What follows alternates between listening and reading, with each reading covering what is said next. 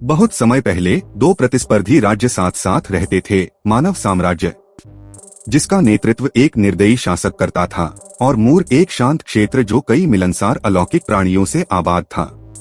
मिल्फिकेंट, Isobel Moloy, विशाल पंखों वाली एक युवा परी लड़की जो अन्य जादुई प्राणियों के लिए अभिभावक के रूप में कार्य करती है, मूर का एक निवासी है।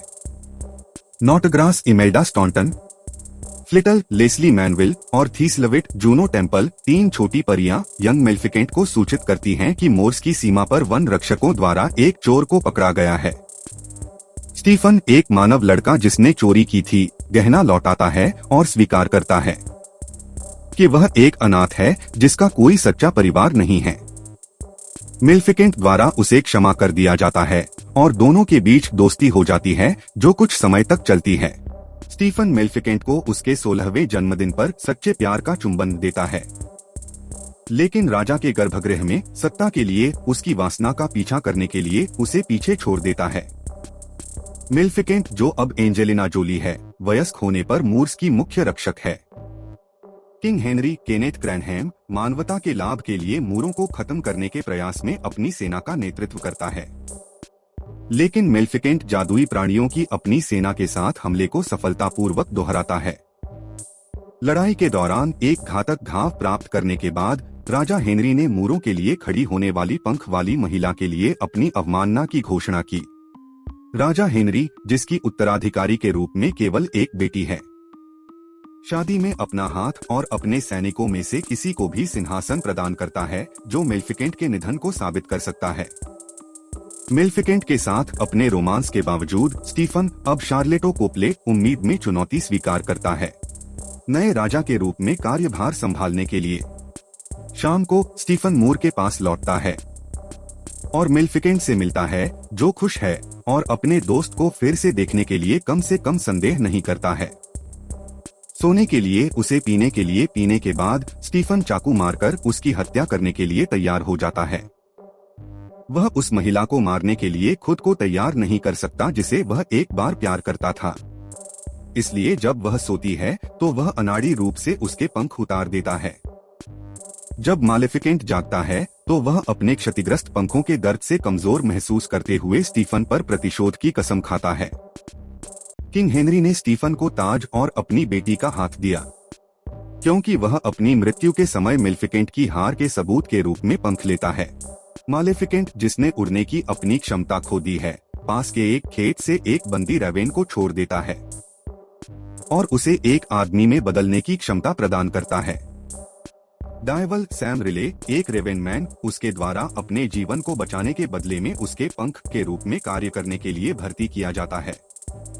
वह मूर के सम्राट होने का दावा करती है, अपने आसपास के जादू को जादू से भर देती है और मानव साम्राज्य के शासक स्टीफन को एक बार और सभी के लिए आराम करने के लिए रखती है।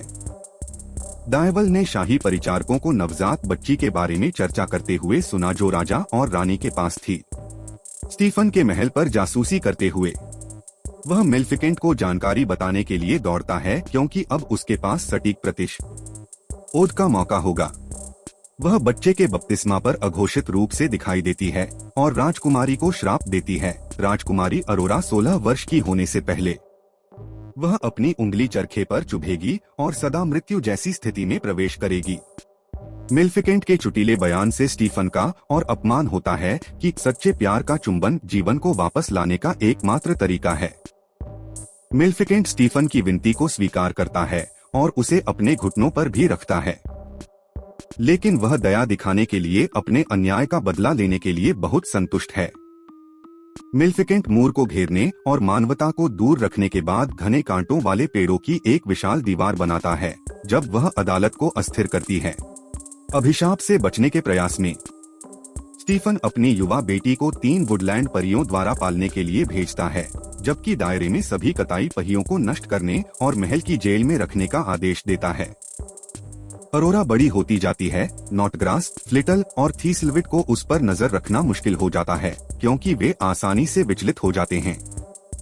लेकिन राजकुमारी को मिल्फिकेंट के अभिशाप से बचाया जाता है, जो यह निर्धारित करता है कि उसे 16 वर्ष की आयु तक जीवित रहना चाहिए। ऑरोरा की युवावस्था के दौरान मिल्फिकेंट और डियावल उस पर सतर्क नजर रखते हैं। कभी कभी संपर्क बनाते हैं, लेकिन कभी भी यह उजागर नहीं करते कि वह कौन है। एले फैनिंग आकर्षक युवा अरोरा की भूमिका निभाती है, जो अपनी शाही विरासत या मेलेफिकेंट के अभिशाप से अनजान है। जैसे जैसे अरोरा अपने 16वें जन्मदिन पर आती है, मालेफिकेंट यह स्वीकार करना शुरू कर देता है कि वह अरोरा से उतनी नफरत नहीं करती जितनी वह स्टीफन से करती है। मालेफिकेंट को पता चलता है कि राजकुमारी एक सभ्य, निर्दोष व्यक्ति है जो इस तरह के क्रूर भाग्य के योग्य नहीं है। वह लड़की पर एक संक्षिप्त नींद का जादू डालती है और उसे पछतावे से मूर में ले जाती है। जब अरोरा जागती है तो सुंदर परियों की दुनिया ने उसे मोहित कर लिया है, और जब मेलेफिकेंट प्रकट होता है तो वह हैरान रह जाती है। मालेफिकेंट वह है जिसे अरोरा खुशी से पहचानती है और दावा करती है कि वह उसकी परी गॉडमदर है। वह कहती हैं कि उनके पास बचपन के विभिन्न एपिसोड से मेलेफिकेंट की यादें हैं। मालेफिकेंट सच्चाई का खुलासा किए बिना अपने स्वयं के श्राप के प्राप्तकर्ता को जानने के लिए शाम बिताता है। अरोरा को सोने के लिए वापस अपनी कुटिया में लाने के बाद मेलेफिकेंट अभिशाप को उलटने की कोशिश करता है, लेकिन उसने इसे बहुत मजबूत बना दिया था। मेलेफिकेंट स्वीकार करता है कि उसने इसे एक झूठी आशा के रूप में शामिल किया, क्योंकि उसने सोचा कि यह अस्तित्व में नहीं था। स्टीफन और अधिक पागल हो जाता है। जिस दिन श्राप समाप्त होने वाला है उस दिन मालेफिकेंट प्रकट होगा और राजा को पता है कि रानी मर रही है। महल के एक अलग हिस्से में वह अपने कटे हुए पंखों को एक कांच के मामले में रखता है। वह वास्तविकता से संपर्क खो देता है, पंखों के साथ बातचीत को भटकाता है और केवल मेलेफिकेंट के बारे में सुनता है। मालेफिकेंट अपने दुखद जन्मदिन से एक रात पहले अरोरा से एक ऐसे खतरे के बारे में बात करती है जिसे वह रोक नहीं पा रही है। अरोरा अपनी फेरी गॉडमदर के साथ मूर्स में रहने की अपनी इच्छा की घोषणा करती है। उसके आशावाद को बनाए रखते हुए प्रिंस फिलिप ब्रेंटन थ्वाइट्स, जो अरोरा से दिशा निर्देश मांगता है, उसे नोटिस करता है क्योंकि वह अपनी चाची को बताने के लिए तैयार है। 3 परियों ने उसे पाला समाचार। दोनों एक दूसरे के प्रति अपने आकर्षण से असहज रूप से अचंभित हो जाते हैं। उनके संक्षिप्त मुठभेड़ के बाद अरोरा ने परियों को अपनी खबर सुनाई और वे इतने चौंक गए कि उन्होंने अरोरा के असली माता पिता और मालेफिकेंट के अभिशाप की बारीकियों का खुलासा किया। मूर्स में जब मालेफिकेंट का सामना अरोरा से होता है, जो भयभीत है, तो वह अफसोस के साथ सच कहती है। अरोरा अब भयभीत और अविश्वासी मानव क्षेत्र को छोड़ देता है। राजकुमारी अरोरा को अंततः उस शाम उसके पिता को वापस दे दिया गया। इससे पहले कि स्टीफन अपनी बेटी को अपनी सुरक्षा के लिए बंद कर दे, वे एक संक्षिप्त अश्रुपूरित पुनर्मिलन का आनंद लेते हैं। जब वह मूर के पास लौटती है तो मेलेफिकेंट अभिशाप को तोड़ने के लिए एक और प्रयास करने के लिए तैयार हो जाती है।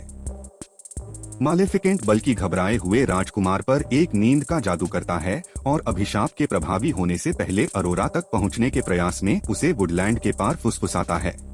स्टीफन को एक गार्ड द्वारा सूचित किया गया है कि मेलेफिकेंट को महल के भीतर देखा गया है।